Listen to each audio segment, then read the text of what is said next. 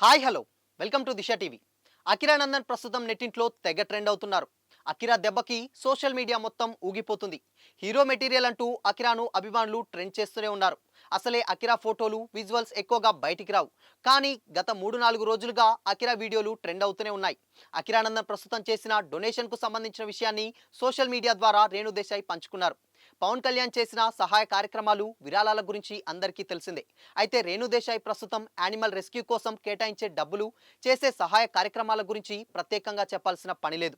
రీసెంట్గా రేణు దేశాయ్ తాజాగా తన కొడుకు అకిరా చేసిన విరాళం గురించి, చేసిన మంచి పని గురించి చెప్పుకొచ్చారు. అకిరానందన్ తాజాగా పెక్స్ కోసం విరాళం సేకరిస్తున్న విషయాన్ని తెలుసుకొని తనకు తోచిన సహాయాన్ని అందించారు అకిరానందన్. 20,000 డొనేషన్ చేశాడట. ఈ విషయాన్ని రేణు దేశాయ్ షేర్ చేశారు. అకిరా తన తల్లి మాటను, రిక్వెస్ట్ను కాదనలేడు అంటూ కొడుకు గురించి చెబుతూ రేణు దేశాయ్ సంబరపడిపోయారు. పవన్ కళ్యాణ్తో కలిసి అకిరానందన్ ప్రధాని మోదీని కలిసిన సంగతి తెలిసిందే. తాను ఆరాధించే బీజేపీ నాయకుడు ప్రధాని మోడీ తన కొడుకు అకిరాను అలా కలవడంతో రేణు దేశాయ్ ఉప్పొంగిపోయారు.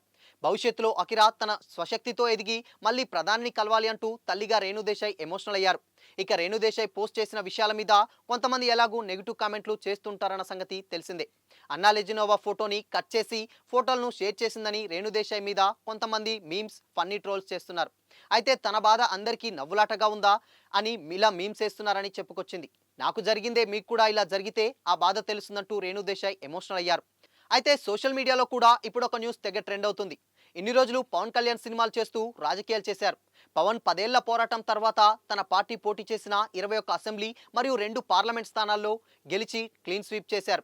అయితే ఇప్పుడు పవన్ పూర్తిగా రాజకీయాలు చేస్తాడు కాబట్టి సినిమాలు చేయడానికి పెద్దగా టైం ఉండదు కాబట్టి ఇక అకిరానందన్ని హీరోగా పరిచయం చేస్తాడనే వార్తలు కూడా వస్తున్నాయి.